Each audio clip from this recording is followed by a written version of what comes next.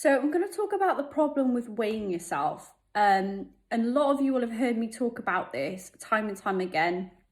The weighing scale shows you your body fat, your muscle mass, your organs, your water weight, your tendons, your ligaments. It weighs everything in your body. Okay, so the scales can fluctuate up 5 to 10 pounds. So depending on your water intake, your salt intake, your fibre intake, your carb intake, your menstrual cycle, for you ladies, your period, any medication, stress. So stress and your menstrual cycle will cause water retention. Water retention will result in temporary weight gain. So the scales don't tell you the whole picture. Now, if we take two men, okay, so we've got Harry and David. Now, Harry and David are the same height, the same weight, the same age, okay? Now, one of the differences between the two of them is one of them's got a big belly and lots of rolls and he looks really overweight. Now, the other one, Harry, is ripped and shredded and he's got abdominals and they weigh exactly the same. They weigh 100 kilos. So if you think about someone you may have seen that weighs 100 kilos with a big belly, like I said, rolls, etc., not what people class as toned, nothing wrong with this body. I'm not here to discriminate against anybody. Obviously, we all have preferences. And then we take Harry, who's also the same weight and he's ripped and he's shredded and he's got veins popping out everywhere. He's got a six-pack. Now, other than obviously the diet and the training, the difference between these two men is their body fat.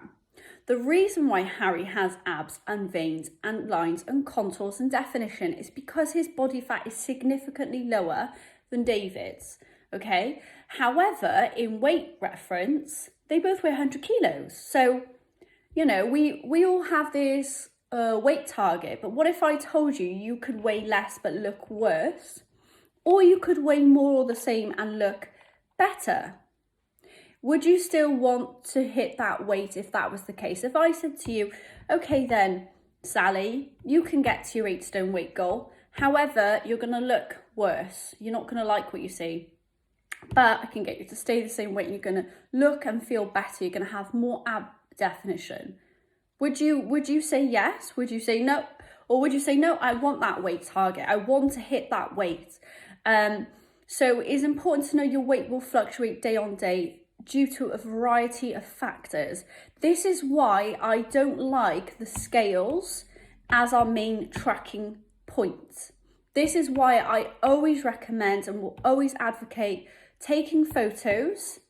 Measurements can be good too to see inch loss, but what I've found from experience is that you don't get consistent readings if you accidentally move the tape measure up 2 inches higher than last week or 2 inches lower. You're never going to guarantee you're in the exact spot or that you're pulling the tape measure to the right, tightness or looseness.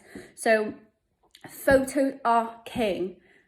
There has been cases, with Lauren, for example, where the scales haven't moved, but her body fat has significantly reduced and she's become way more toned, way more lean, got a lot of definition. So that is the problem with weighing.